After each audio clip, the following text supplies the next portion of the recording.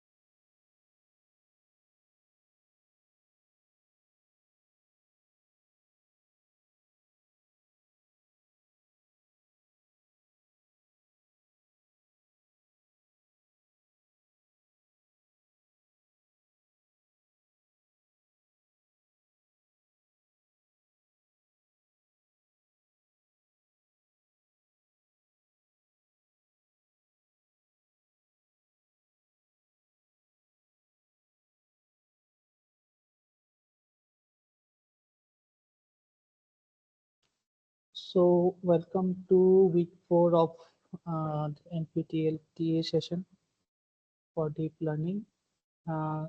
So this week, I think the professor covered topics related to different gradient or algorithms, gradient descent algorithms. So we covered Pell's gradient descent, stochastic gradient descent, and also techniques like adding momentum, nested of momentum, and then adaptive gradient descent. So are there any doubts regarding this, or should I cover any of these topics in particular? So you can just unmute yourself and ask, and we can begin our discussions there.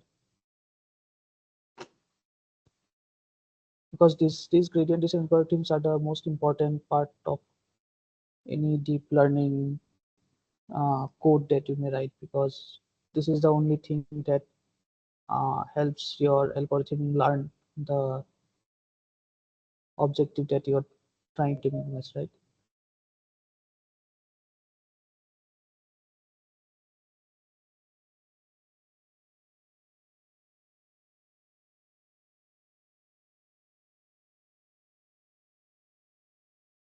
So you can type in the chat also if you're not clear about any topic taught in the class, or maybe something you might have missed from earlier weeks.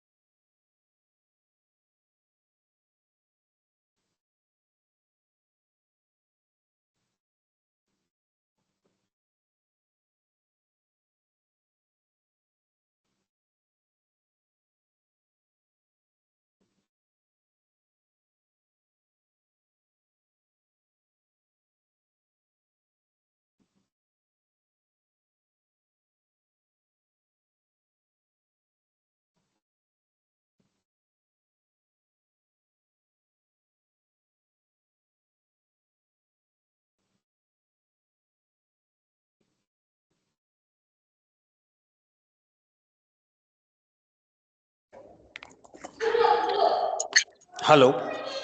Hello. Hi. Sir, if Hi. you don't mind, can you provide some recap or summary kind of stuffs for this 4 week four Yeah. sessions? Sure. Of the whole, all of the 4 weeks, or only this week?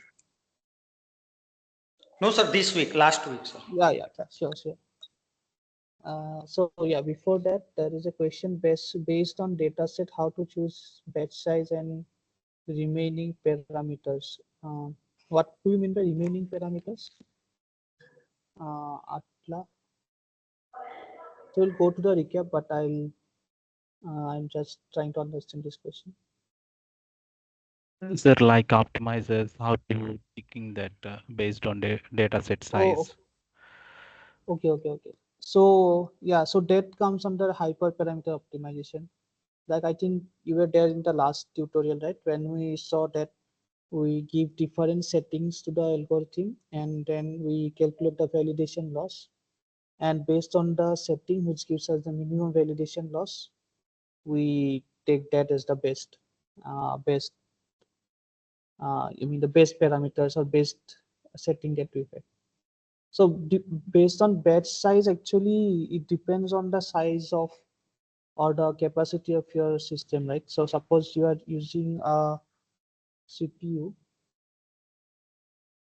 then you cannot.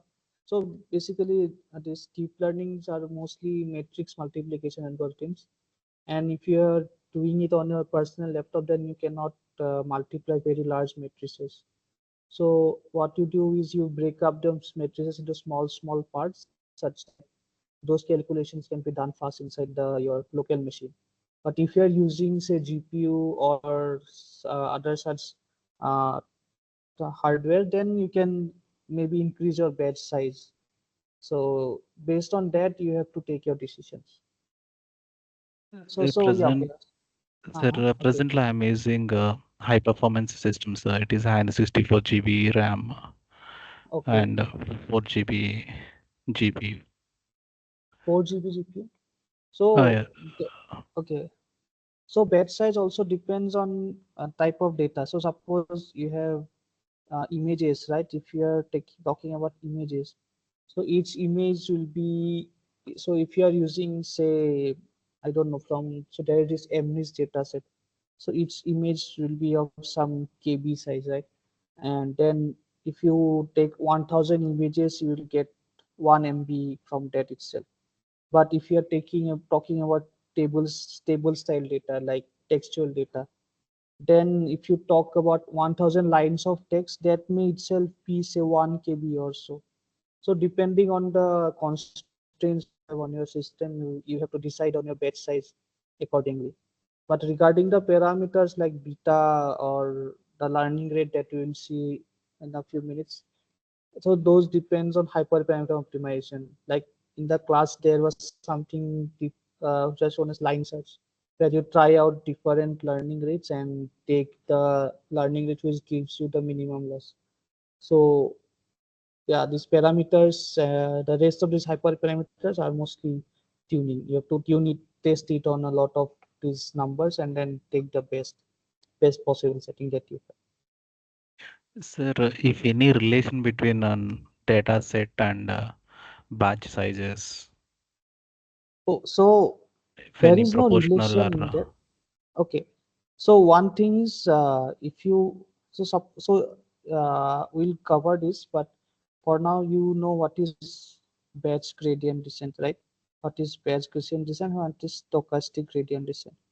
So yes, batch gradient is okay. So for batch gradient descent, you're trying to compute your gradient with respect to the full data set. So suppose you have say 1000 data points.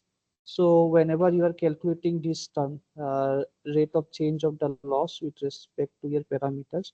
So here you are calculating the loss with respect to your full data set. So your full 1000 points. So then this is your exact gradient. So the exact gradient gives you the best possible movement of or the best possible parameter setting that you can get, but it will be very slow because you have to compute this for 1000 points. But in SGD, so SGD, sometimes if you sample a good data point, if your algorithm samples a good data point, so suppose it will give a loss that decreases, and then suppose it takes a different data point, so then your loss may get increase. So you will get, sorry, you will get something like this. You will not get a decrease, you'll get sometimes it will increase, sometimes you'll get a loss curve which looks something like this. So this batch size. So the thing is, there is also this mini SGD. So mini SGD, what it does is, so in batch SGD you take the full 1000 points. For SGD you take only 1 point per epoch, and in mini SGD you take batches of this. So say instead of the 1000 points, I'd say I have say 5 batches. So at once I will take around 200 epochs, sorry, 200 data points, right? And so this for mini batch SGD, the loss will not be this noisy. It will be a little less noise, say something like this. So then as you increase the size of your batch size, your loss, so you want your loss to be something like this. Sorry, let me, you want your loss to decrease like this because this is on the full data. If you use only SGD, that is you're taking only 1 point at a time, your loss decrease will be very noisy, do something like this. So if you increase instead of SGD, or instead of taking only 1 point, you take say 200 points, that is 5 batches, it will be less noisy than this, so it will be more smooth decrease. So the batch sizes, if you have a lot of data available, you try to increase your number of data points in the batch. So the best thing would be to do this. But since these are very costly computation operations, we generally we look at mini batch SGD. So suppose your data, so as I was talking saying, so if you have images, your these 200 data points will be very large. But if you have text or tabular data, you can even take say 1000 sentences per batch, or 5000 sentences per batch, because those are not very what do you say, large sized data sets. So depending on the capability of your system, you decide on that size. And talking about this one, what type of performance you get? So mini batch SGD will perform better than SGD because you will have more data to compute the gradient. So the no more number of points you have, the more number of the better your this one, the better loss that you will be able to get.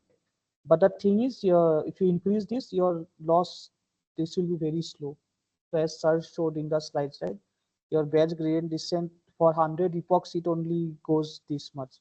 Whereas for SGD, it will go something like this. So those are the trade-offs that you have to think about when making this decisions.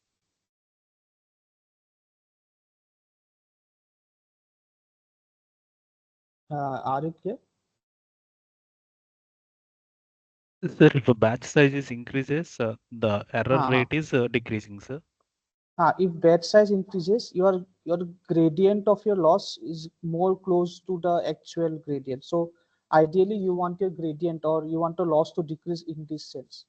If you increase the batch size, it will look more like this. If your batch size is small, so it will have some noise. Sometimes it will increase, sometimes it will decrease. It will go something like this.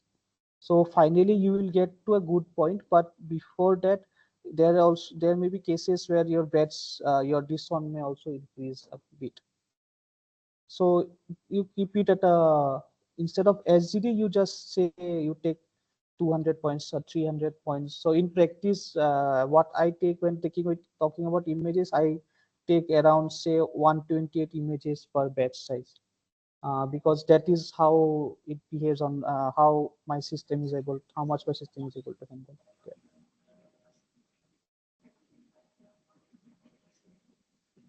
Okay, sir. Thank you, sir. Okay. Okay, now so we will do, okay, so Vinod was asking for an explanation of nested of compared to momentum. Okay, so we'll do a recap of this week and then we'll come across these points. Okay, so we'll start with gradient descent, right?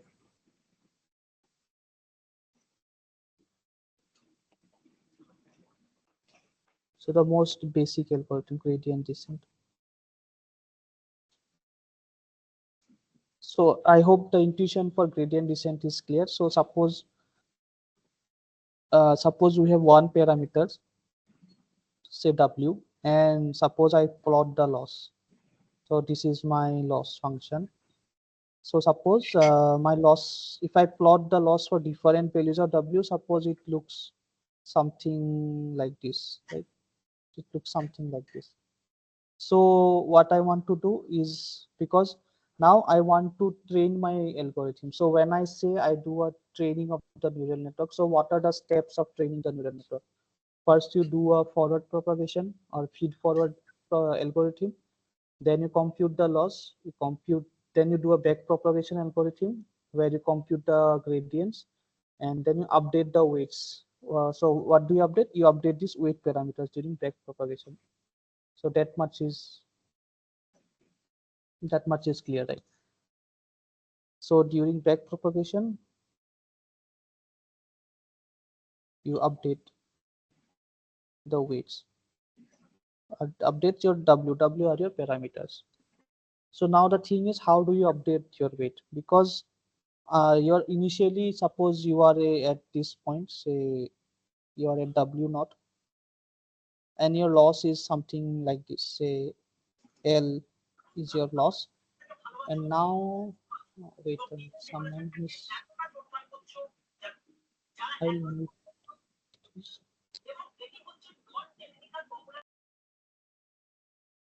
Yeah. So yeah, so what? Okay. So initially you are at this weight, say L naught, and now we somehow we know that our loss is minimum at this point, right? So let the loss at this point be, say L minimum is the loss at this point, and the weight at this, or the parameters that we have this at this point, is W star. And now I want to go from W naught to W star. So if you look at this point, when I go from this W naught to, suppose I go to W1, our loss will so suppose I go to this point, say W1, and this is my new loss, right? So I'm at W1, and this is my new loss, say L1. So how do I know that I have to move in this direction? Because this is suppose your W's can also be negative. I can also move in this direction, right? But I do not, because the gradient descent update rule states that I have to move in the direction of the negative gradient. So here my gradient was like this. So now I will move in the direction opposite to this. So I will move in this direction, right? So here we have grade of loss gradient, and now this is my minus gradient. So now what I know is that I was at this W naught and I want to come to this W naught. So how will I do that? The update rule says that W1 is W naught minus eta times grade of this. So this negative and this negative L comes from this part. That whatever was the gradient, whatever was the slope of the function at this point, I take the negative direction of this slope. I multiply some learning rate, and I add this whole thing to eta. Sorry, I add this whole thing to W naught. So suppose I get W1 from this. So is this much clear?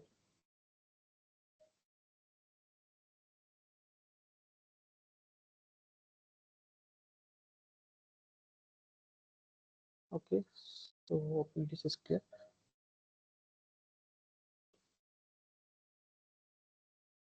Okay, So can you clear the last 2 minutes session? last. 2 minutes the session. Okay. So I was saying that initially you are at the point W naught. I want to go to W star, but I may be lucky. If I am lucky, so I can go to W star at once, or I will otherwise I'll have to go to W1, then say W2, W3, and so on. So how do I know which direction I want to go? So because I know this is at W0 my loss is this much. So I know what is the slope of the loss at this point. So this is the slope of the loss, right? But I want to go in this direction. So I want my loss to be, I want my movement to be in this direction, which is the negative direction of the loss. So that is, my gradient is grad of L. I want to move in the direction of minus grad of L. So this is my minus grad of L. So forget the eta for now. So this is my minus grad of L. So I will add this quantity, this minus grade of L, times some learning rate. So what does this learning rate do? If my eta is very high, so suppose I say that my eta is say 10. So I know that the direction I want to go is this, in this direction, and because I'm saying eta, so it will move a lot in this direction.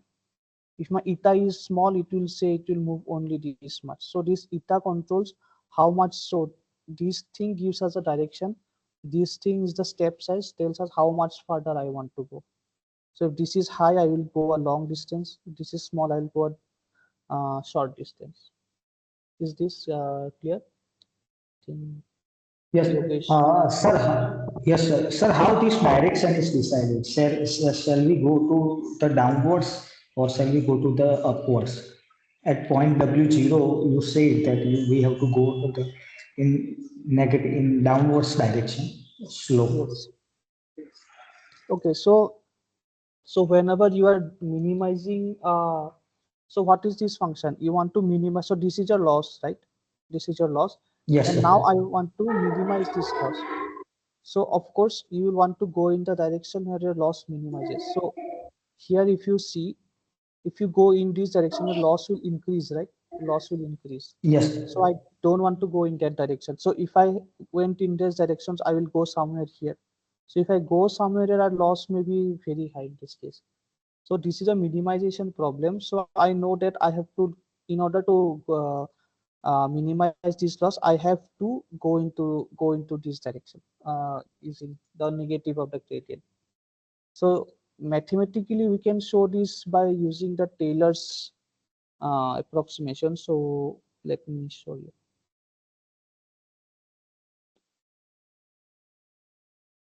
So I think this one, yes. So in this case, so there you may be aware of this. So there is something called a Taylor's approximation. So basically what it says is, suppose you have this function here. What is, can I, instead of, I don't know what this function look like. So if I say f of f is equal to x square, then I know that my function looks like this, right? Otherwise, but suppose I have some function like this and I do not know what this function is. Now I am at this point and I want to approximate this function, say. So using Taylor's approximation, I can just put in these values and I can say that my, at this point my function looks something like this, right? And now when I do this, I want to decrease my function value from this point. So there is a bit of algebra that you can do here.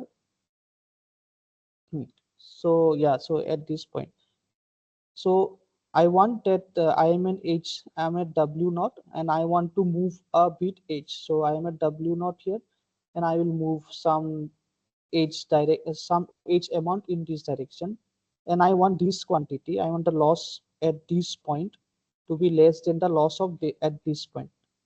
So if I plug in those this approximation that I wrote here, so then I get that my learning rule or the update rule for gradient descent comes out as this, that I have to move in the gradient direction of the opposite gradient or negative gradient to go to somewhere where my loss decreases. So mathematically it can be shown like this. Is this okay, sir. okay? Okay.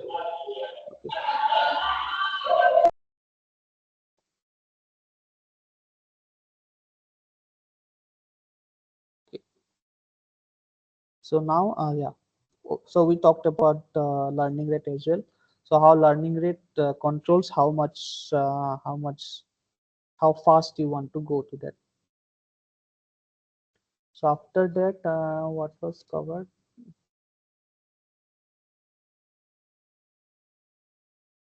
So all the types of gradients. Come again. Can you come again? So various types of gradients, algorithms. Types. Acha, types of gradients, right, right. Okay. So now, okay. So now you know that how much you have to move here, right? So now suppose I give you two curves. So suppose I give you a curve like this, and I give you a curve like this. So in this case, so suppose both of these are your loss functions, two different loss functions. This is your W and this is your some W. So in this case, suppose I am at W naught here and I want to go in this direction, right? So here, even if I, so suppose here is my, sorry, yeah, here is my L naught. And even if I make a very so suppose using this gradient descent update rule, I make a very small step. So suppose I come to W1, right? So in W1, I say that I am at loss L1. So now if I compare this L1 or maybe the quantity L0 minus L1, so this is a very big quantity, right? Compared to this. So suppose here I am at W naught and I go the same amount. I go the same amount and I come at W1. And now here suppose this was my L0 and this is my L1. So this L0 minus L1, so this is, so suppose I name it say A and suppose I name it as B. So this L0 minus L1 for B is smaller than LA0 minus LA1, right? So that means if your surface, if your loss function is very smooth or your gradient is very small, the changing values is very small. You get that, right? So here your gradient, your gradient of L is small. So gradient is your slope. So here you don't have much slope. So suppose you are at a plain area. So then your loss will not decrease much, right? Otherwise, if you are at a very steep area, suppose you are driving down a mountain and your roads will be very steep. So even for one step that you take, you'll get a very huge change in this. So can we somehow use that to make our algorithms better? Say I am so suppose I am trying to once. So suppose I am trying to minimize or use gradient descent on this type of curve. Do I really need to follow the same thing? So the rate of learning here, the rate of learning here, should it be same here as well? So we can do better than that, right? So if I know that the loss does the minimum is at this point, right? So if I know that the minimum is at this point and I am at W naught, so I can safely say that I can move from here to at least this point very fast because I know that it is still not close to W star. So I can just say that I can take large steps in this direction. Can take large steps in this direction. So suppose I get to this point. Now here, can I also take a large step? Will somebody like to answer that? Why am I taking large step? Because then instead of say taking 100 iterations or No. 100, yeah. So instead of taking 100 iterations, I just take 3 iterations, say, to come to this point. I'm not wasting time on going small in this steps, right? So yeah, as I think Atla, you said maybe uh, here I cannot take this step because here if I take a large step, so suppose I take a large step like this, I come to this point. So you see the problem. Now I overshoot the minima. So now I have to somehow come back, right? So the gradient we can utilize the slope of the function, we can utilize the gradient of the function to come to get close to the minimum point very fast. But we have to take care that at this point when you are close to the minima, we cannot overshoot it. We have to make sure that once you are close to the minima, our learning rate decreases. So first of all, you will come fast here, you will make large steps here, and then when you come here, you have to take small steps. You have to take small steps. Otherwise, you will go in the opposite direction, and then there will be a lot of problems. Of course, your gradient descent algorithm says that, what does your gradient descent algorithm say? It says that you have to move in the direction of the opposite negative gradient, right? So of course, when you come here, your gradient will be in this direction. So you will take a step in this direction. So you will make a U-turn and again come back. But it may be the case that you come here, you go here, again you go here. So you will get something like this. You'll never come close to this minima that you want. So using large learning rate or using some other methods for fast momentum, say, you can use these large momentum earlier on, but when you're close to the minima, you have to take care that you don't overshoot it. So how do you think that can be, how can you tell your algorithm that my gradient descent should follow large steps for the earlier iteration, but in later iteration your gradient should be small enough. So here the concept of momentum comes.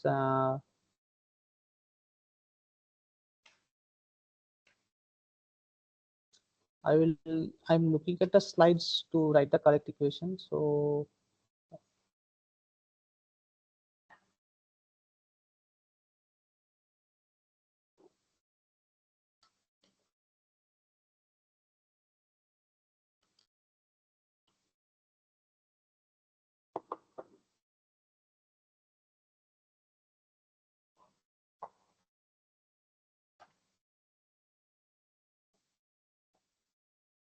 so before that, the concept of contour plots is clear, right?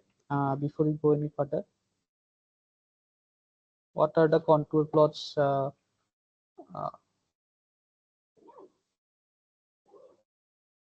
so is there anyone needs an explanation on the contour plots?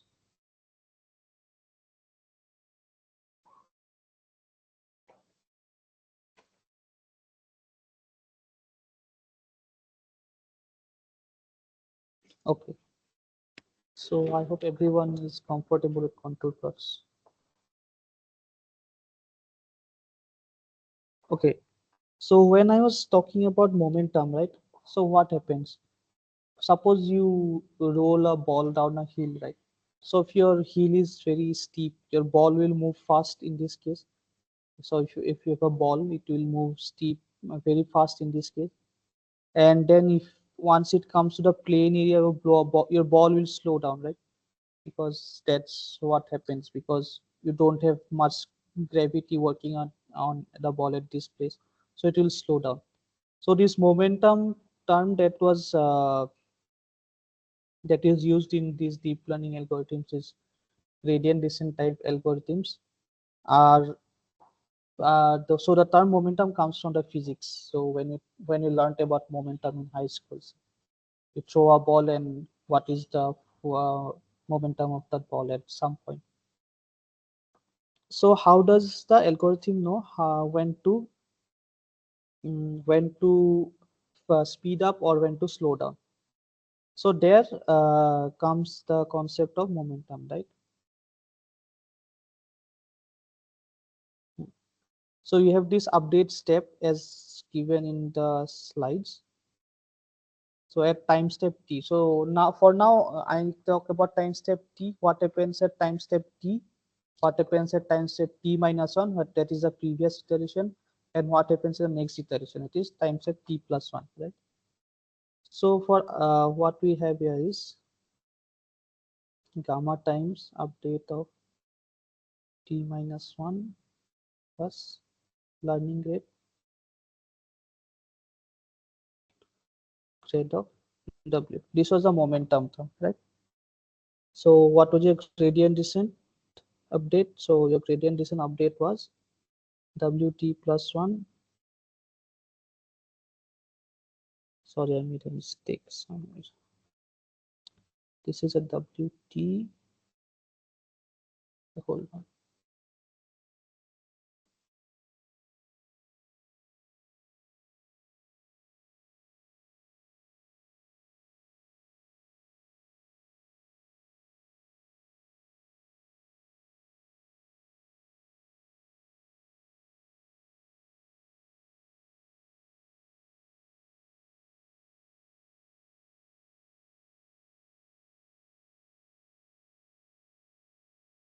Yeah, no, it's correct.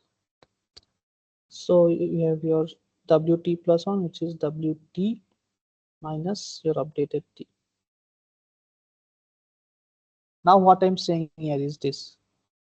So first, so this is your, suppose we are not using any momentum, right? Suppose your this term becomes 0. Suppose this term is 0. So if I put this term here, what do I get? I get Wt plus 1.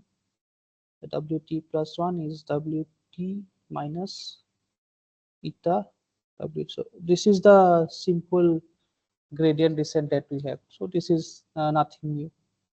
Now I'm saying that I add this term. I'm saying I add this extra term here. I add the extra term to this thing. So now what happens? Your new step becomes Wt minus gamma update t minus 1 minus eta Wt.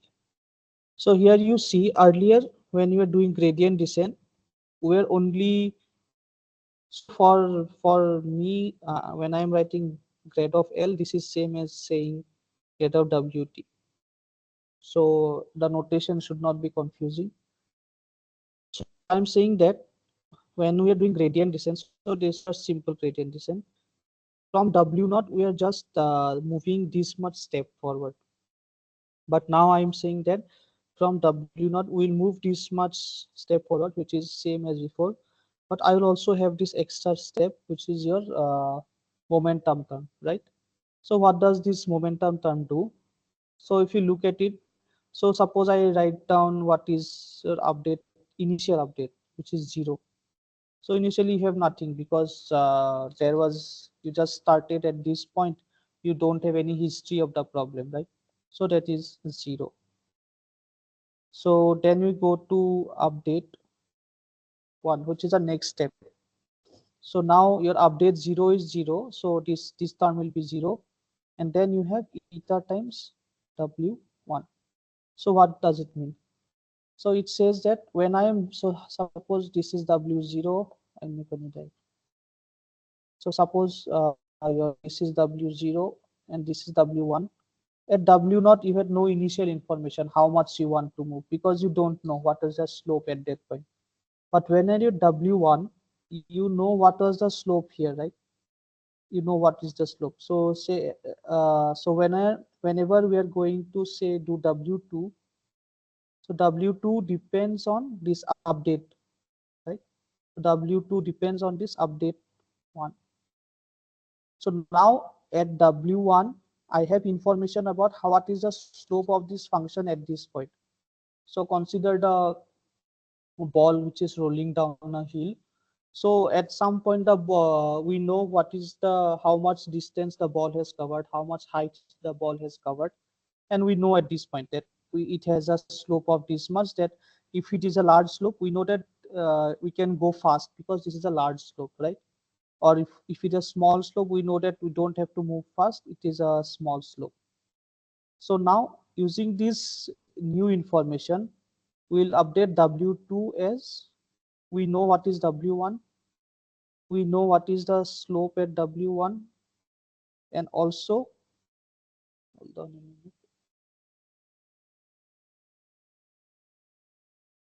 minute, T, yeah, and we have gamma times update 0. Hold on a minute,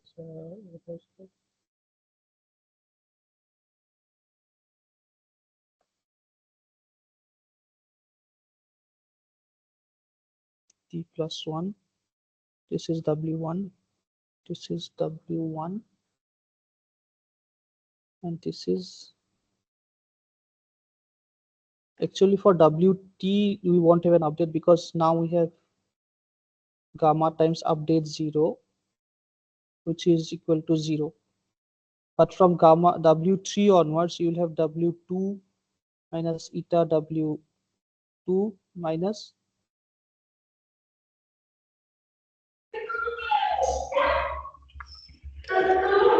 your Eta gamma W1. times update W1 update 1.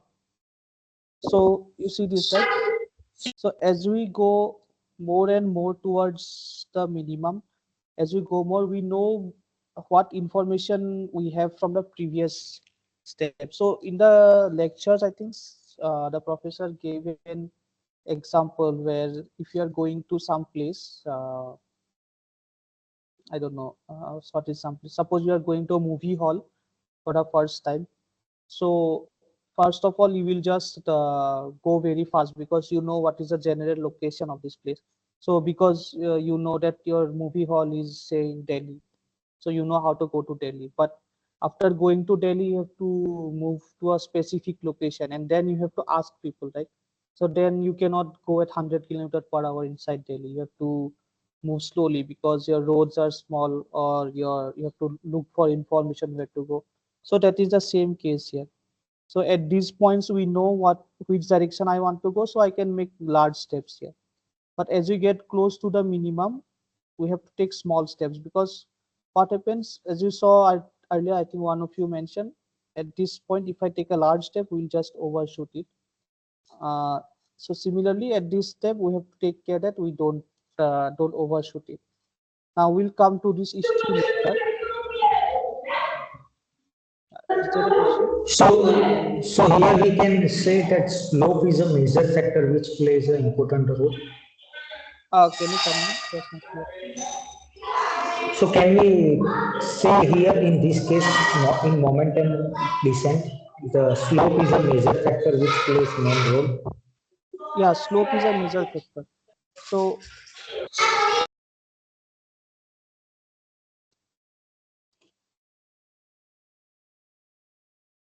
yeah, the slope is a major factor because you want to say which direction you want to go, and your gradient descent, the main thing that drives gradient descent is the gradient. So we know that so anyway, if you have a function, if you have any function, something like this, whenever you are close to the gradient, your slope is always small, because at the gradient we know that at gradient your dw is 0, because that is the minimum, right? So at these points your gradients will be small, but as you go away from the gradient, your sorry minimum, your gradients will be large. So this momentum says how much I want to move, but how do I know where am I? So at any random point, how do I know? How does the point know that how much, at which position it is? So that is captured by this update parameter that they have. So this update captures the history of the node. So it says that when I am at the iteration 3, I know what was my slope at iteration 1. So based on that, I can make my decision how much I have to go. So whenever it is at point say close to this, it knows that it has to decrease its slope, because your 2 steps back, your history said that you are at a small place of a small slope. So is the idea of momentum clear? Yes, sir. Okay, good. So after momentum, so there is a problem in momentum. So we'll come to that.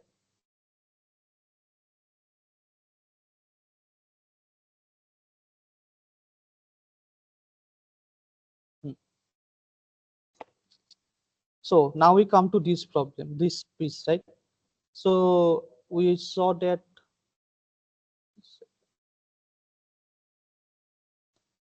at these points you can move large steps, but at this point you have to take care that you do not overshoot, or else you have to come back, or you can go on keep on going like this, and you may never get to the minimum.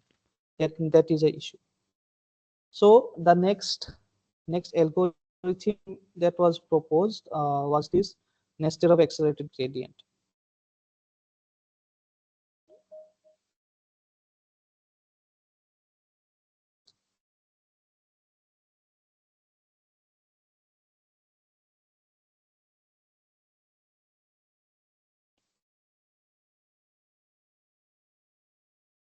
Which is your neg.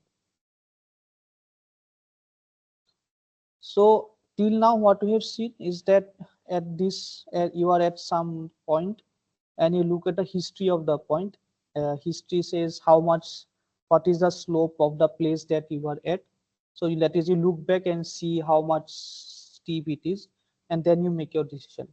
Now your nested of momentum says that, okay, you can look at your history, but also you can just look a bit further.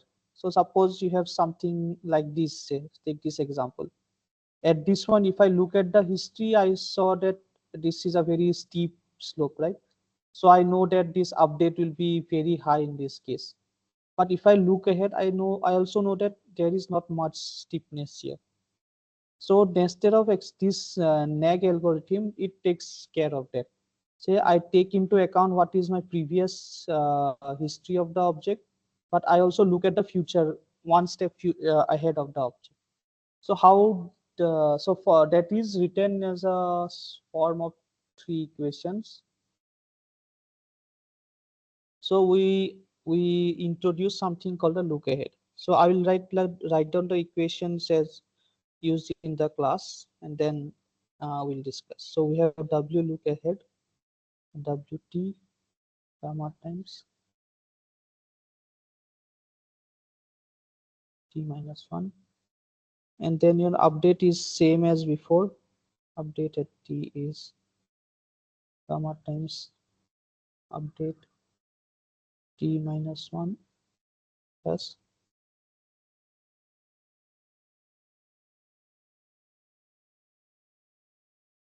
and then you have your usual update.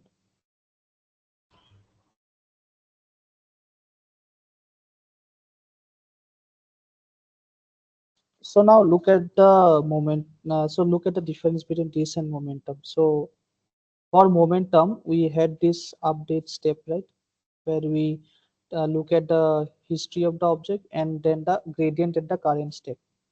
But now when we're talking about this nag algorithm or the accelerated gradient, we do a look ahead of this. So we compute a look ahead uh, point. So suppose this is my function and I am at some, say, W here. At this point, say I am at WT. So using this update algorithm, gamma times update T minus 1. So first of all, look at this step. So this step is nothing like, it is same as saying some learning rate, which is a eta learning rate. And what is update? Update is just your gradient or history of the previous step. So this is just like a step of your gradient descent, right? So this just says that I am at WT, you move into this direction. So I go to some W look ahead here. So I go to some W look ahead using this update step. And now if I am at this look ahead, I was here, now I am at this point. At this look ahead, I calculate this update step, right? And now using this update step, I update my T. So I again go back and apply this look ahead to this to get to a new point. So how does it help? So suppose our loss function is like this. My W is here, my WT is here. Suppose I say that my look ahead is here. So what it means is that if I apply this momentum update, if I apply this momentum update to WT at this point, I will go to this point. So I can use this update rule and safely come to this point. Here I am not overshooting anything. So suppose this is your minimum W star. I am still on the left side of the minimum here, so I don't need to change anything. But suppose when you are at suppose you are at this point now, right? And now you compute this look ahead parameter, and suppose you come somewhere here.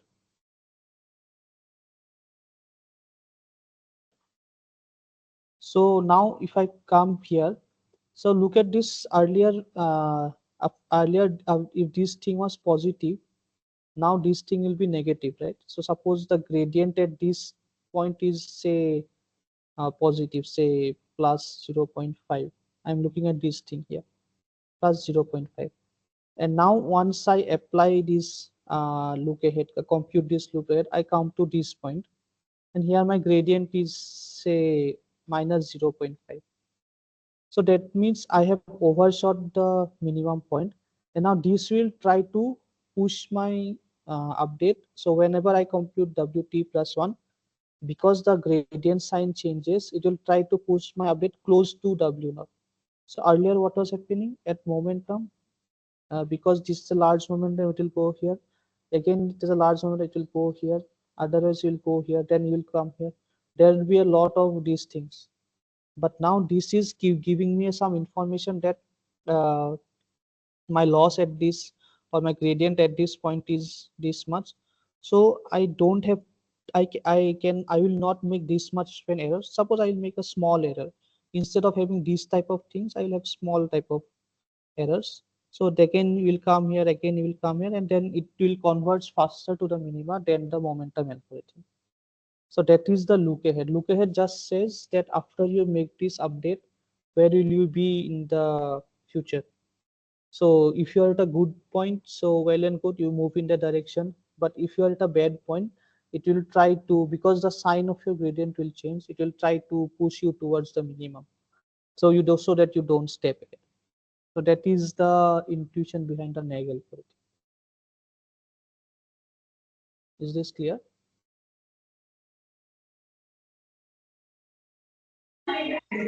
Yes, sir. Sir, Good. in first case, it doesn't come back. Just it is move on to overtake the In global the minimum. momentum, yes. So it will come back. So because the gradient descent always tries to push your point towards the minimum point, it will always come back. Even if you do gradient descent, you will always come back. But the thing is, in gradient descent, your learning rate is the same, right? So the amount of movement you will do here is the same as amount of movement you will do here. So the thing is, suppose you overshoot, it will again try to push you like this. Again, it will try to, so it will keep on something like this. Instead of going to here, it will keep, go on like this. So that is gradient descent. What will momentum do?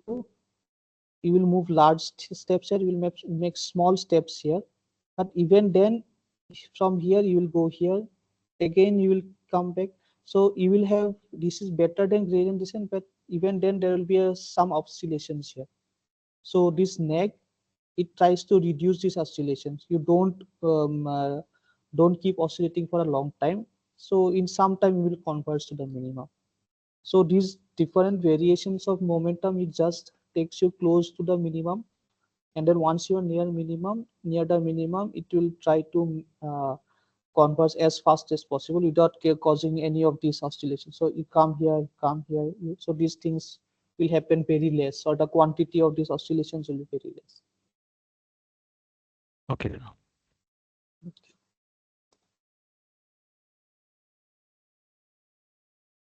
So a lot of these illustrations were shown in the class, where they showed how the parameter moves, how the loss moves inside this contour plot. So those are very nice examples. You can take a look at that.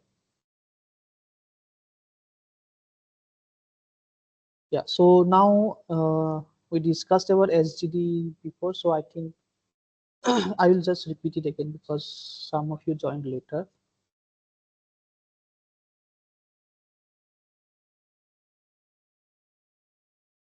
So wait a minute.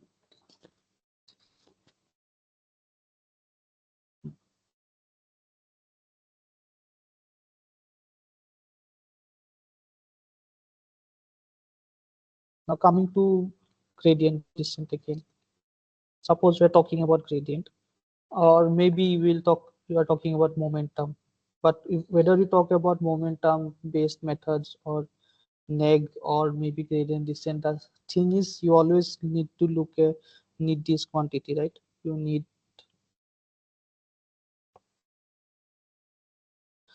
this quantity, grade of wt, right? So suppose you have a data set of size, say, so I will represent my data set as size x.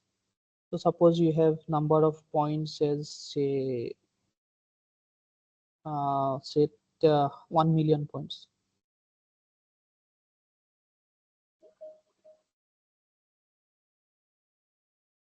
So you have 1 million points.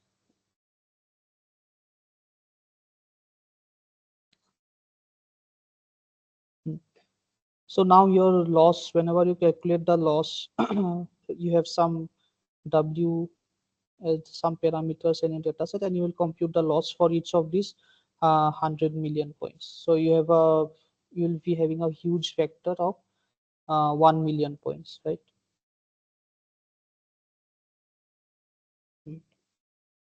So computing this gradient. So now what whenever you are doing back propagation, what will you do? Will compute the gradient of this loss with respect to wt, right?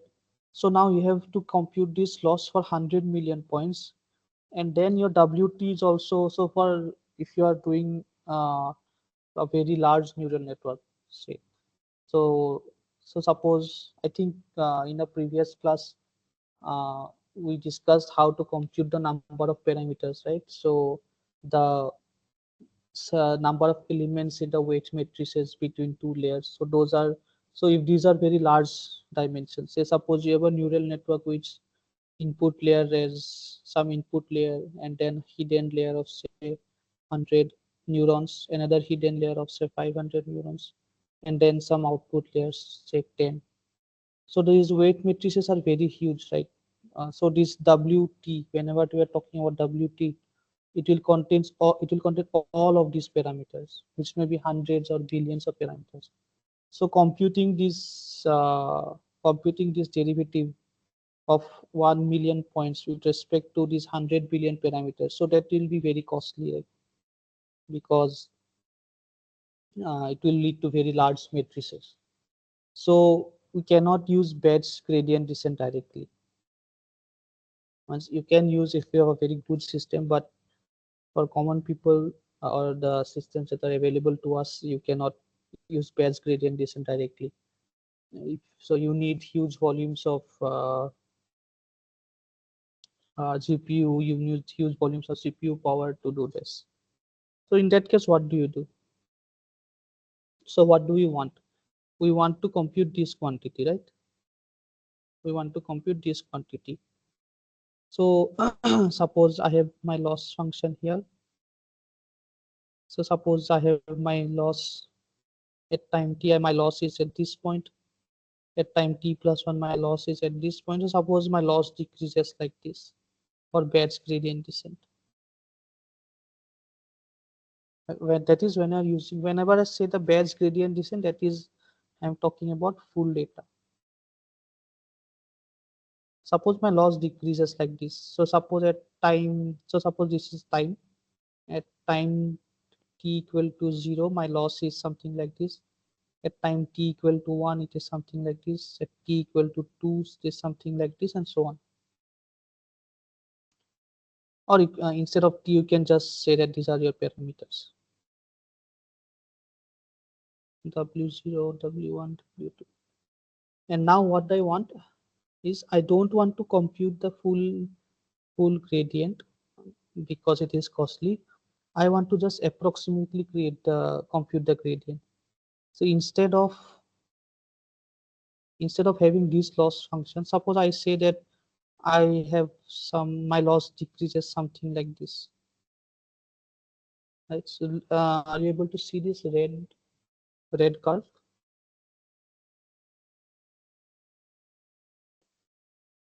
Okay. So how do I do that? Because in order for my loss to decrease in this blue line, I need to have the full data, but I don't want to use the full data because it will take up a lot of time. So what I do is I do something called as SGD, stochastic gradient descent.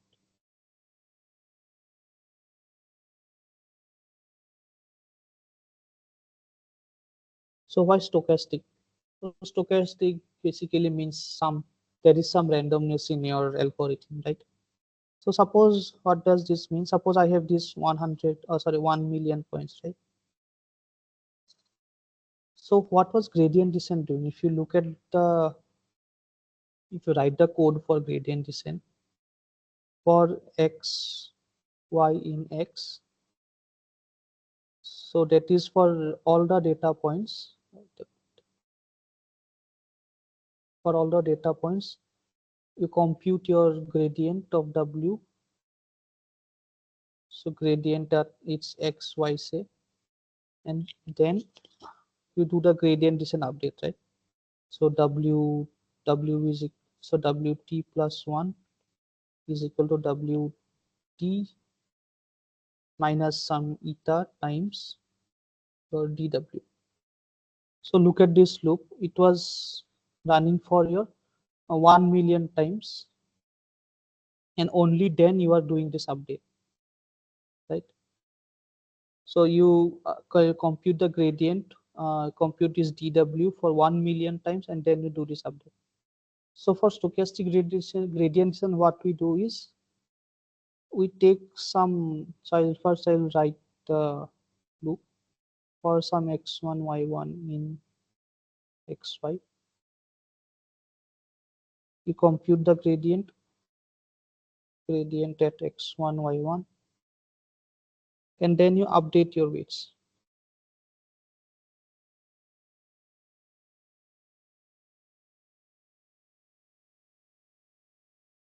So you see the difference here. Here you have to wait for 1 million iterations, and then you are able to update your weight. Here, in each iteration, you are updating the weight. So you see the difference. So the thing is, which one do you take, right? Which xy? So here we know that all of the xy's are taken. So you can just take xy one after one, and then you can compute this gradient and add it to this update step. But now you are just randomly picking some xy, right? So it may be that sometimes you will take a good xy value, sometimes you will take some good xy. In that case, your loss will decrease. But it is also possible, since you are randomly sampling from here, you will take a very bad xy for which the gradient is not so good. So it may be the case that your loss may sometimes increase, and then again you will pick a good one, then your loss will decrease. Where so for Bayes gradient descent, we know that our loss will always decrease smoothly.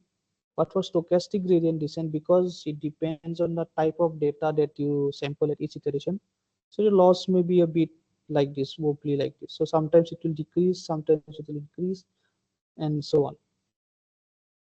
So what we want to maintain is that on average the loss decreases, and it is somewhat close to your actual loss decrease that you have. So that is your stochastic gradient descent. So the need for stochastic gradient descent comes from the fact that you don't want to wait for say 1 million iterations. Still you can make an update. So look at this thing. So here, once you have to wait for 1 million iterations, and you make an update after only 1 million iterations. So you have to wait for 1 million iterations to make one update to the weight. But here you see that if you look over this data, so this loop will run for 1 million times, right? And this w will also be updated each time you are in this loop. So this will also be updated 1 million times. So you see the difference. In this loop, your weight will be in SGD, your weight will be updated 1 million times. Here your weight will be updated only one times. So these are some computational gains, or some ways that your optimization will become faster. So that is why people prefer to use this SGD here. So it's the concept, the motivation behind SGD clear.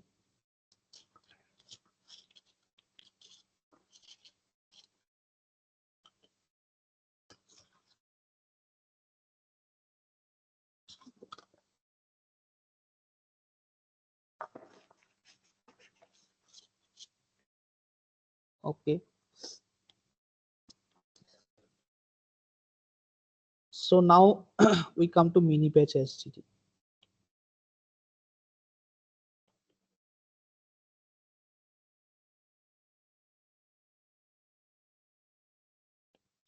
So we saw that whenever we take the full number of points, our loss decreases very smoothly. In SGD, we take only 1 point at a time, and our loss may sometimes it may decrease, sometimes it may increase, and it is not so smooth. So mini batch is just a middle point of this. So in mini batch, what do I say? That I do not want to look at only 1 point at a time. I also do not want to look at all the points at a time. I'll just look at a very small subset of points at a time and then do the update. So, so what we do is, suppose we have this 1 million points, right?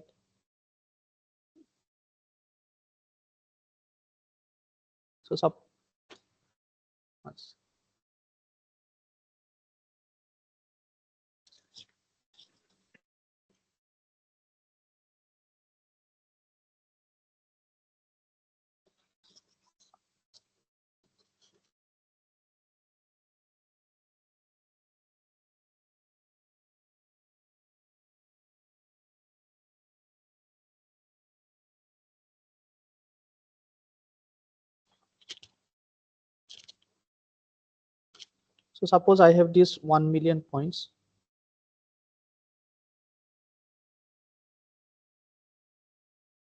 And I do not want to look at this 1 million points, but I also do not want to look at 1 point at a time. So I'll just say that I will create say 10 batches or 100 batches out of it. So I will have, and so on. I will have say, so this is your batch 1, your batch 2, batch 3, and so on. I have batch 100, right? So each of these will have say how many points? 10,000 points.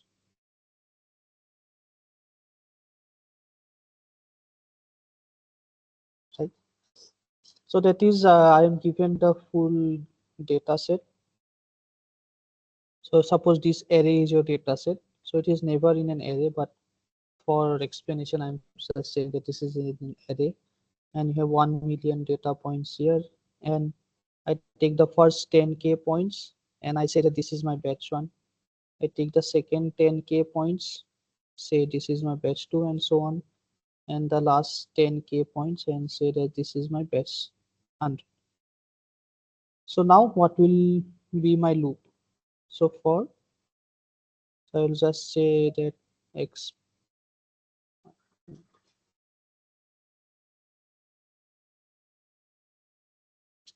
So for x prime, y prime in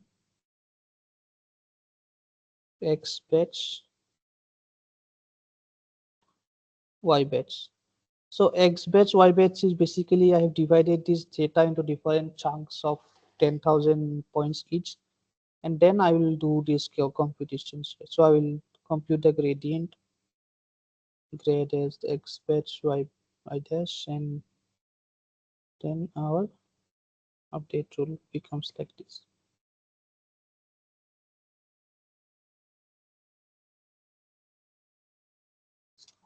So this batching, so if anyone is using PyTorch, you must have seen code where they use this thing called data loader.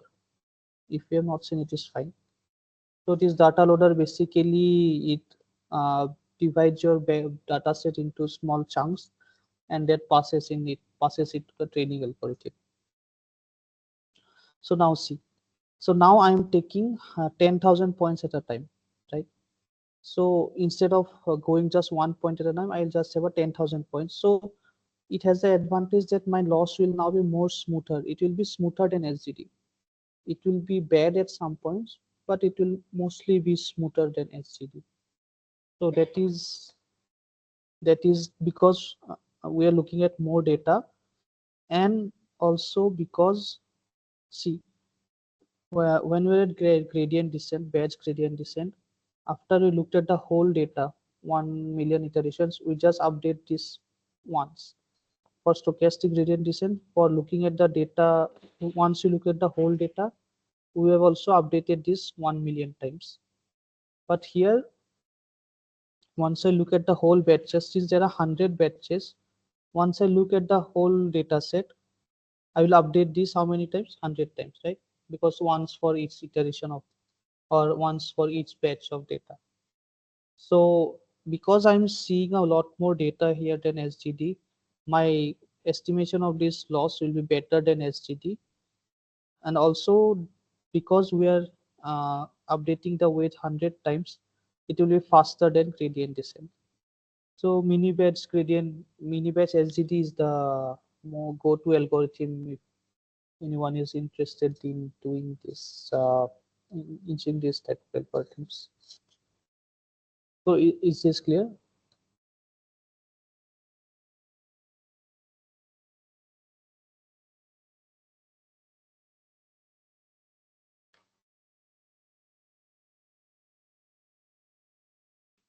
Any questions?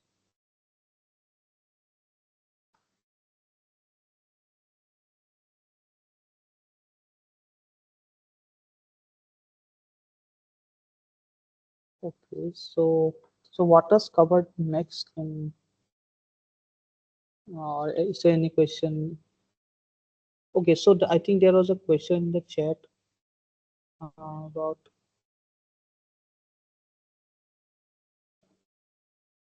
okay, uh, no, a difference between nested of and momentum. So, Vinod, is that answered? Is your question answered?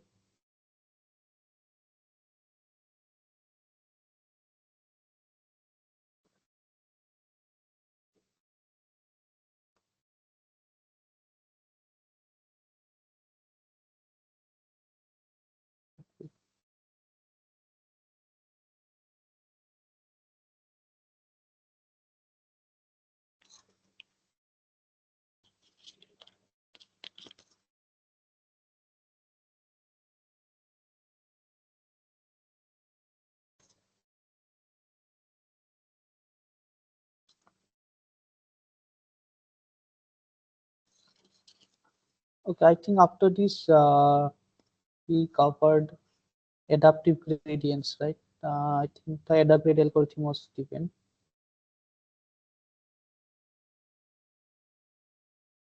So is the intuition behind adaptive gradients clear as taught in the class? Uh, what is what is a sparse data set? What is a dense data set?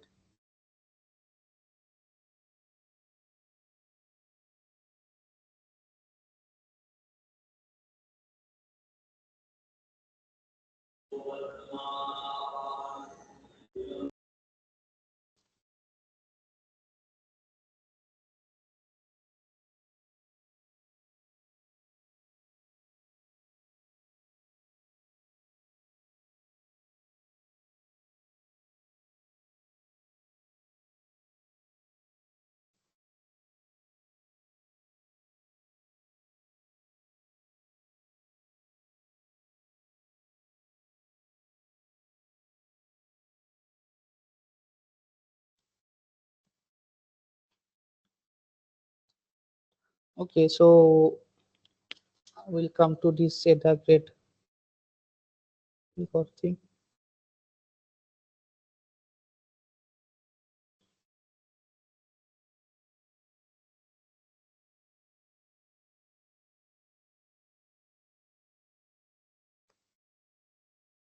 So first of all, I'll write the update rules.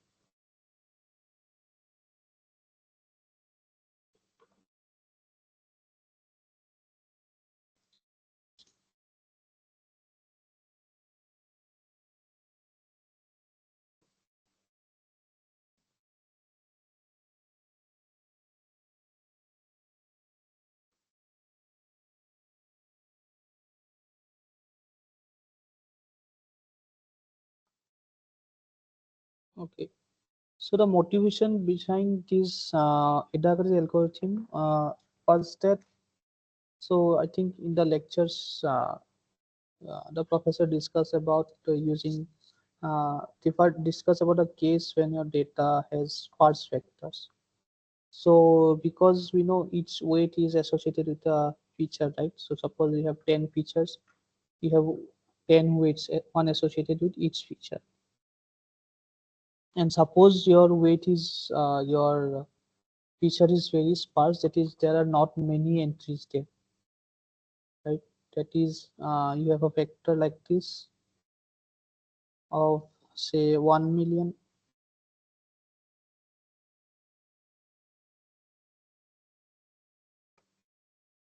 So you have vector like this of size 1 million, and then you will have say only say 100 of these will have some values, right?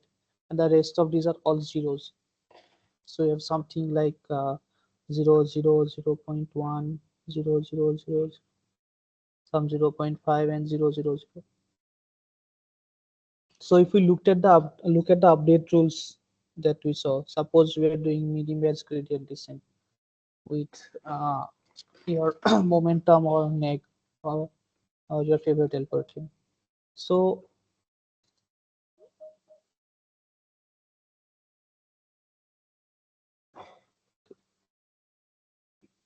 so in this case, what you will see is that because the number of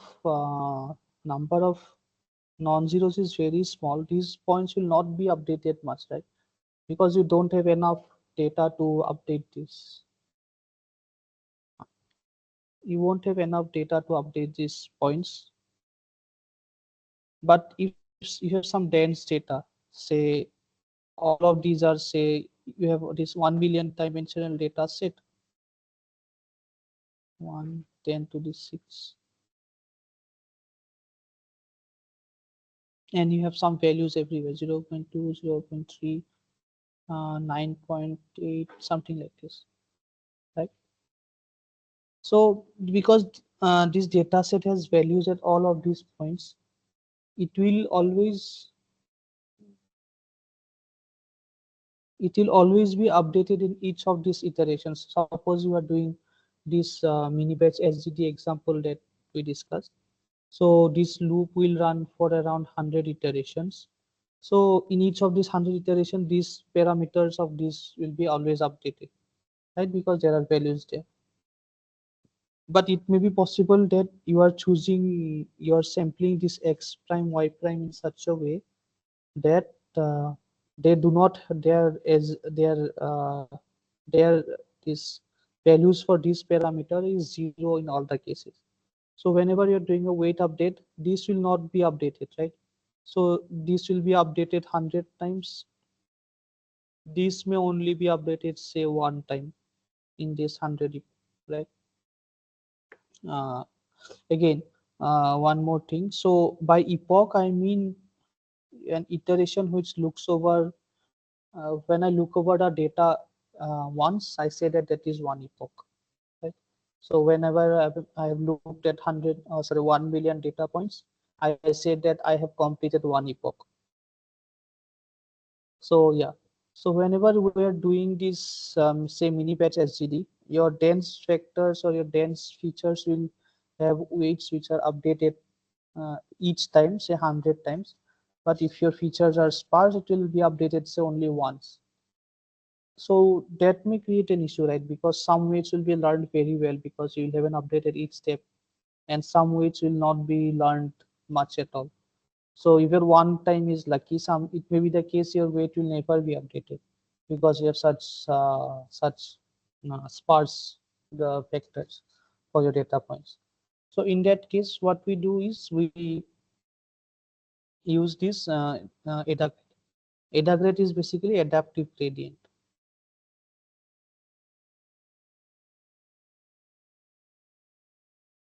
So what it does is it has this history term. We had this update in momentum, right? Update t minus one, update t. So here again we have this phi, this history or this velocity, you can say term phi.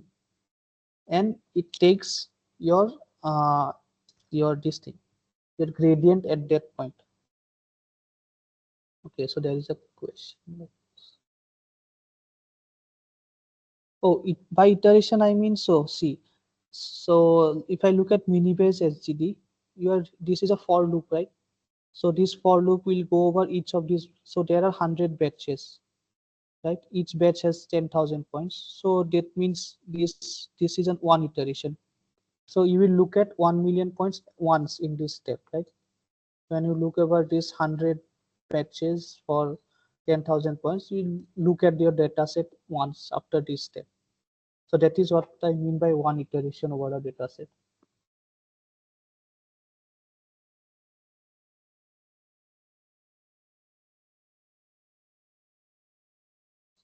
Oh, okay. I cannot discuss assignment 4 questions before the deadline. We can discuss it next week if you have the same thought. But you can speak up and ask your doubt if you have. I cannot give you the exact answer, but maybe you can Sir, discuss. sir, actually, I am unable to submit questions and answers of assignment 4 actually. Okay. And the thing So is, like in my first and second assignment, I have like attempted 18 questions, but when I see the result, then it shows only 10 questions, and all of the 10 are incorrect. But I don't attempt any of that questions. okay, so you will have to mail the NPTEL team because I'm not taking care of these technical things, O- and you have to mail the NPTEL team regarding these stuff because they are checking this thing. They are managing these technical things. So I'm Okay, just in charge of these tutorial sessions. okay, sir. Actually, I am unable to submit that assignment Oh yeah, 4 yeah, yeah. Yeah, you tomorrow. can just mail them and you can ask it in the group itself. So they will answer. Okay, sir. Thank you. Thank you. Thank you. Yeah. So. So yeah, 100 iterations. So whenever we're doing this mini batch SGD say, so we'll have 100 iterations. So this will be for 100 iterations, right? That is fine. But how many times will I look at the same, look at the complete data set? So in the first iteration, I will look at the first 10,000 points. In the second iterations, I will look at the second 10,000 points. So that means I have looked at 20,000 points. After the third iteration, I have looked at 30,000 points. So after 100 iteration, I have looked at the 1 million points, right? So that means after 100 iterations, I have looked at the complete data set. So whenever I'm looked at the complete data set, so that means I have completed one epoch. So that is the meaning of one epoch.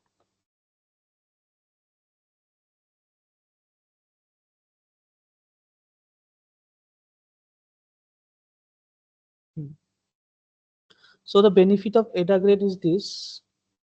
So uh, so yeah, so in this example we see that suppose we have this 1 million data points and there is some feature where only say 100 items are non-zero, rest all of these are zero.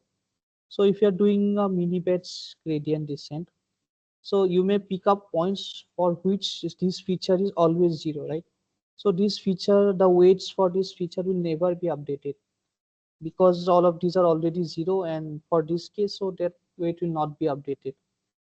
On the other hand, if you have a dense vector like this, so that weight will be updated at each iteration. That is, it will be updated 100 times here. So if this weight is never updated, so that is a problem, right? Because your sum of the weights will not be updated, and otherwise you want your weights to be updated. So that thing is handled by this ADA grade algorithm, which is the adaptive gradient algorithm. So here what you do is you create some history term phi. You take the square of the gradient at time t, and then whenever, so this is your simple gradient descent. So if I don't have this term, so this is your simple gradient descent, right? So now I say that instead of this gradient descent, I will weight this by some pt, right? So now suppose at some point your this thing is very large, say suppose large, say 1,000, 10,000 or something.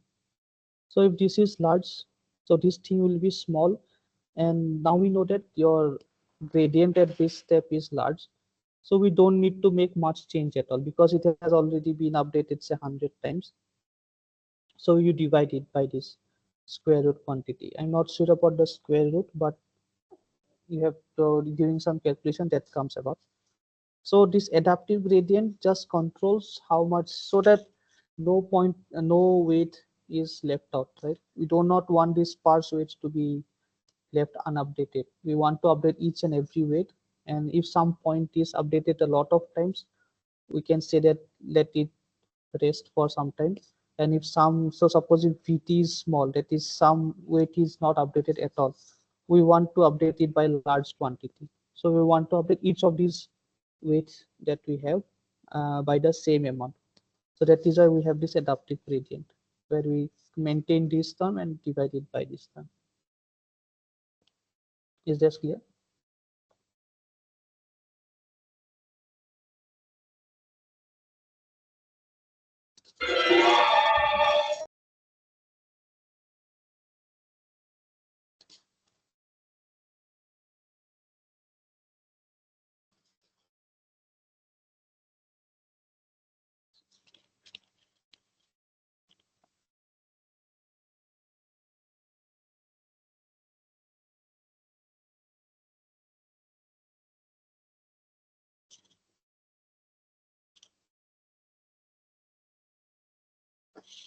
Okay.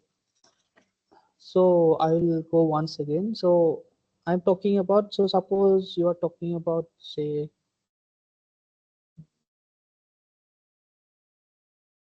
let us talk about some data sets. Say you have to buy a house. So that is a bad example actually. Now let us talk about the examples of movies, right? And so suppose I have the whole Netflix data set with me. So you will have your, what are the features that you have? So you have the genre of the movie, right? You have the language of the movie, and so on. And then you'll have the director of the movie. And suppose your task is, do you want to see it, yes or no? So this is your label, right? This is your why. So this genre is common, right? So there will be some horror, there will be comedy, action, and so on. Language will be, say, you'll have Hindi movies, you'll have English movies, you'll have, say, Tamil movies, and so on. And director also, I don't know, some directors say ABC, and some other director XYZ. Then I am saying this because let us say your favorite director is Christopher Nolan, right? So we know Christopher Nolan has only ever directed only, I don't know, maybe 10 movies till now. So what are the total number of movies in Netflix? It will most likely be around say 100,000, I guess, if not more. So out of this 100,000, so the probability that or the number of movies that Nolan has directed is just 10, right? So now I have a movie vector. I have a movie vector, right? Of size 100,000, 100,000, yes. Or let us say a movie matrix. So what is the size of this? The number of rows is this, and suppose there are say 10, 10 is very bad. Suppose there are 20 columns, so you have a matrix of size 1000 cross 20, right? So if I look at this director column, so I look at this director column, right? So in this director column, if I want to check what is which movies are directed by Nolan, Christopher Nolan. So I will have some 100,000 points. And so the length will be 100,000, and it will only at only 10 places we'll have say this movie is directed by Christopher Nolan. This movies directed by Christopher Nolan. So you see, out of these 100,000 points, only 10 of these movies will be directed by Christopher Nolan, right? Now let us go back to Minibatch SGD. So what does it do? So it will create a batch of these 100,000 points.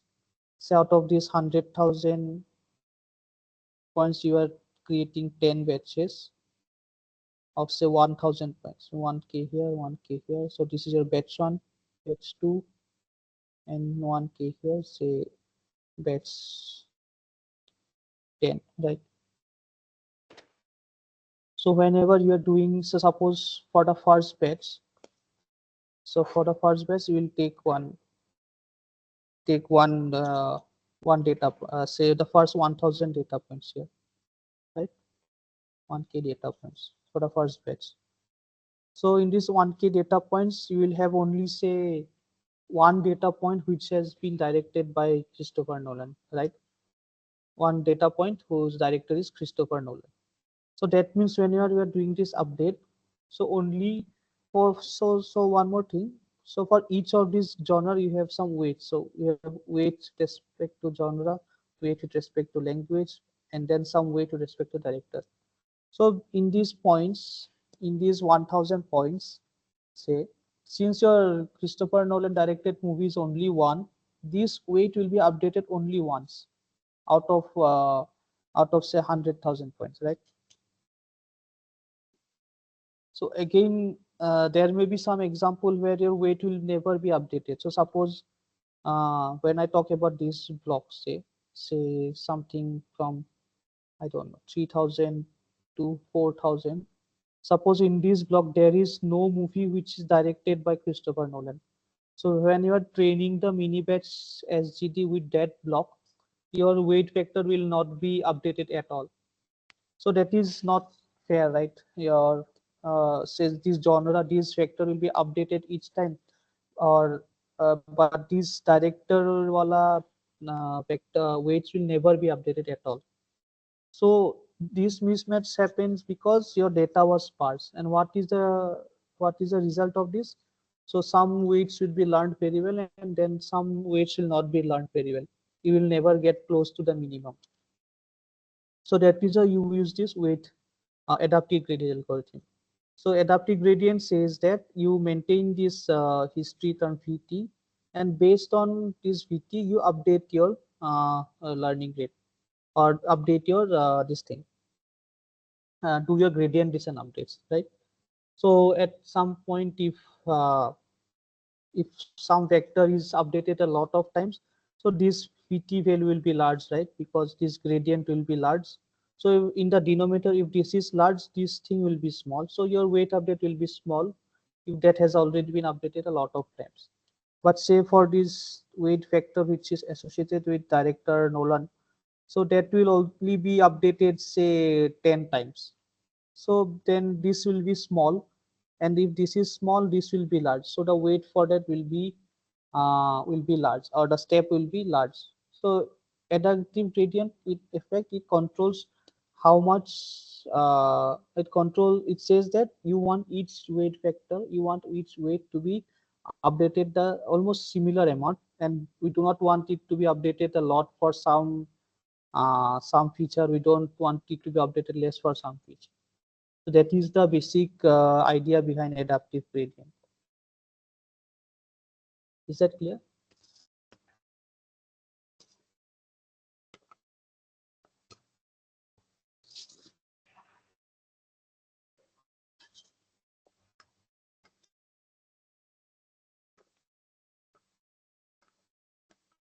If any feature weight is less, that time only it will multiplying with the weight.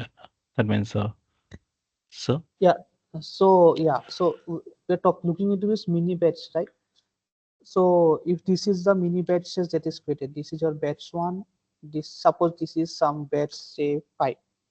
So in batch 5, if no data point contains any information about Christopher Nolan, then that weight vector will not be updated at this point, because this W contains, so this W is actually a vector, contains W1, W2, and suppose this is related to the director, and so on.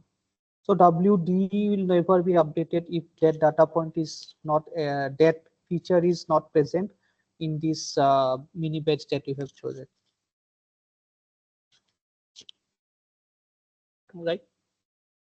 Okay, sir. If a batch is containing two informations, what happen? If a batch information is containing only one, what happens, sir? Only one, you mean? That means only one movie is there for Christopher. In Okay. batch two size, two movies is available. Uh, In Two that movies are case, available. So in a batch, yeah.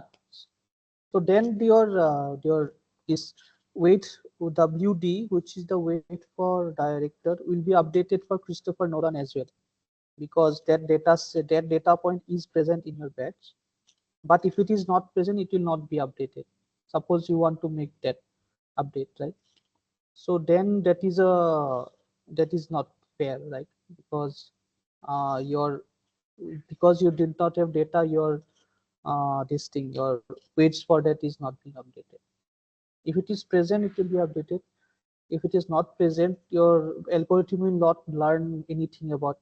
So the thing is, deep learning algorithms, how they learn is they learn by looking at data. If you have more data, it will learn better. If you have less data, it will not learn as well. So if your data is less, so then you want your algorithm to learn even then. So that is why we have this adaptive gradient type of algorithm. Hope I'm clear. okay, sir. So here one question from mine that if we consider three parameters, means sir, currently you are considering only director, Yes. uh, only only single feature, that is a director. But what if my case is gender, language, and director? All 3 points, for all three features, I have to calculate.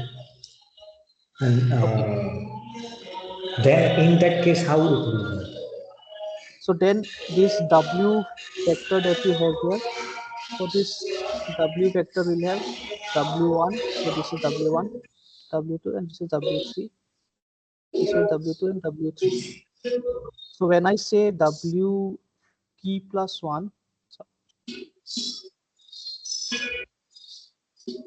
when I say W t plus 1, it actually means W1 t plus 1. These are all updated independently. W2 t plus 1 and W3 t Okay, plus 1. okay, sir, I got your point. Right? So for convenience, I am writing it like this, but actually these are all updated as matrices and vectors.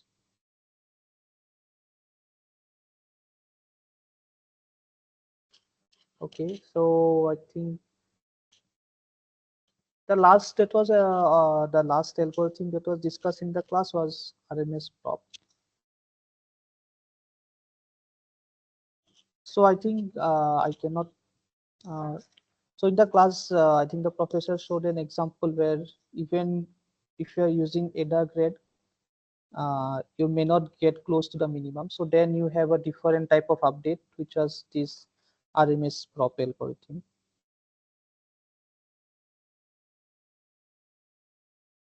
So RMS prop also takes into account, it gives a weight to this, right? So it is same as your this one, eta grade, but here your history term is a bit different. They have a beta times bt minus 1.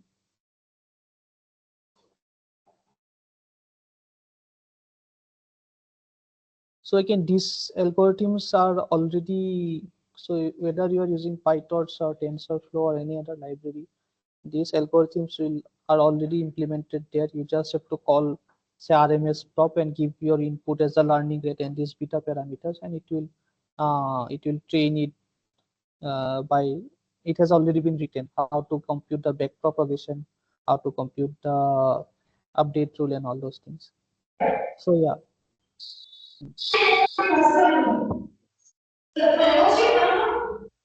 Is there a question? So which algorithm is used, more popularly used So in the deep most learning? popular algorithm is this. So there is one more algorithm after this. I forgot. Yeah, this Adam. So Adam and Adam W.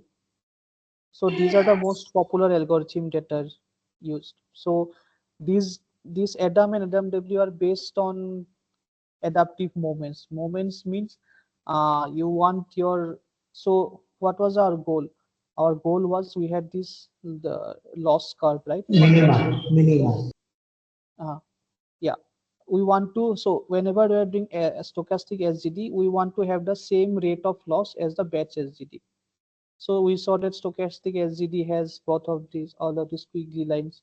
So Adam, what it tries to do is that on average, it we can say that on average it follows exactly this type of loss curve.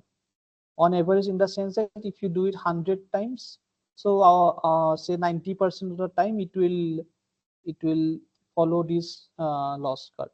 So Adam is the best algorithm that is available till now, and it is the most commonly used one. So Adam and Adam W. W is a bit slight modification of Adam, but these are the most commonly used one. So if you happen to use this one, PyTorch, you will have something called optim.sgd. You can call these functions as optim.sgd or optim.edam, and you just have to give your learning rate, your beta, as these are the only inputs it require, and rest of this algorithm is handled internally. That has already been written in the package that they have. Even RMS prop is also there.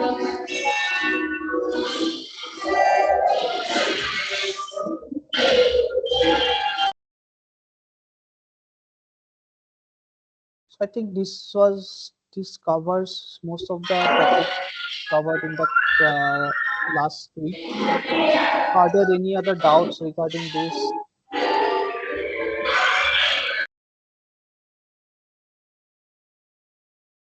Any other doubts regarding this, or any other from the previous assignments, previous question, sorry, previous course week classes?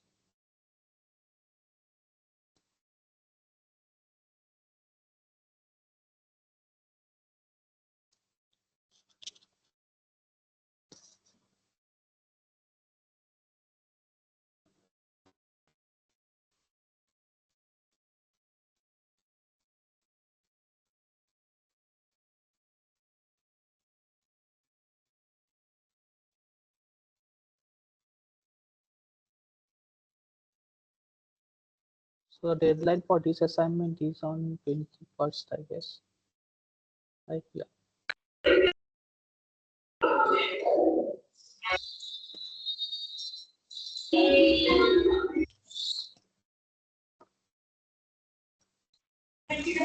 Hello, hello. Yeah. Hello. Hi. Sir, can you, if possible, can you make the PDF of these notes and share over the mail or Oh, announcement so I section? think yeah, these are already shared. So I think in the announcements, let me check. If you go to announcements in the course, so they share the link of a Google Sheet. There I will share this video as well as so I'll upload this video to YouTube, and I'll share the notes of these notes as a PDF. So I think they have shared this link somewhere. You can find the link in your when you go to the announcements tab on your course website. So you'll find this link there. So with my name, if you go, my name will be written here, Shrutimay Das, and there will be a link to these notes for each of the last 4 weeks. You can find it there. Okay, kindly upload, sir. Yes, I'll upload this. I'll upload this after I finish this session. So I'll upload this.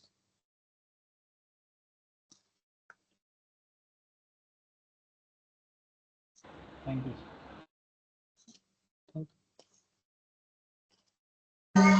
In recording sheet section, sir? If you go to announcements, Okay. so they made a this thing. So they made an announcement regarding this. I'm looking at it quickly. So here is a tab named as a recording sheets. Recording sheets. Yeah, yeah, correct. Okay, okay, fine, sir. So if you go to the recording videos, then yeah. So the middle one is my one. Shrutimay Das is my name. So there you can. There is a deep learning NPTEL CS 1 on 14 link. You can go there and you can access these notes there.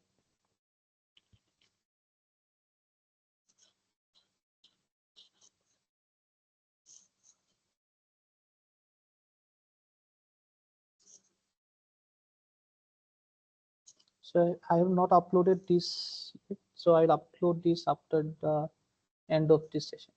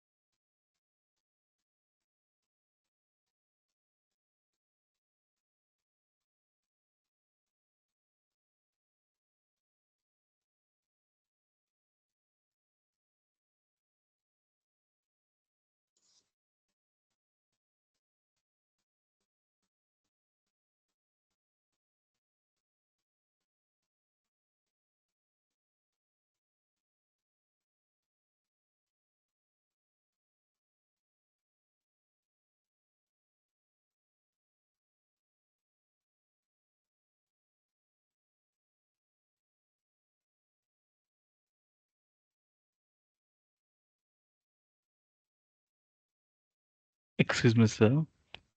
Yes, hello. Sir, we are using a feed forward network. The weights will be updated in forward direction. The model is trained. If the No, loss no. is more, The weights will not be updated in the forward direction. We'll just make some prediction, and during okay. back propagation, your weights will be updated. For back propagation, we will write the program, sir. program you mean? Means feed forward means just you are giving the inputs to model, it will pass Uh, into the hidden neurons, it yes, will reach to output. yes. But So if the in loss method, is more, hmm, we went to back propagation. yes, you will do back propagation, and during back propagation, according to the loss, your weights will be updated. This gradient descent. So this back propagation will compute all of these gradients, and then you will do gradient descent using those gradients, which will update your weights, and then you will again do feed forward propagation. Okay, weights only updated in backward propagation, gradients are Yes. not change. No, no. So this is your input. You have your say many hidden networks, and then you produce some output which may be correct or not. So when you are doing feed forward, you will have some say weights W1 and W2. You get some output. Then you create a loss here according to the true values that you have. Using this loss, you again back propagate, right? So you back propagate from here to here, here to here. When you are doing this back propagation, this gradient of W1, gradient of W2, all these things will be calculated. And then you will get back new W1, say W1 dash, W2 dash. And now when you are doing the next, when you are doing the forward propagation, then your forward propagation will be on the basis of W1 dash and W2 dash. Then again you will have some output, you will have some loss. Again you will back propagate, you will have some W1 double dash, W2 double dash, and then when you are doing forward propagation, it will be with respect to these terms. This is the flow.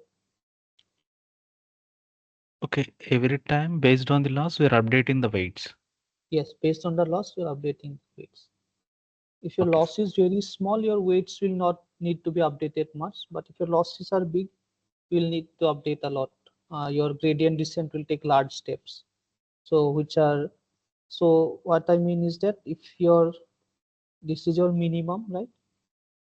If this is your minimum, you are here. That means there is a huge difference between the minimum and your loss. Your weight gradient descent will make large steps, large steps, large steps. But if you're here, that is your minimum is here and your difference is only this much, your gradient descent or whatever algorithm we want to use, it will take small steps here. So that so the loss that you get determines how much movement your algorithm, your iterations need to make.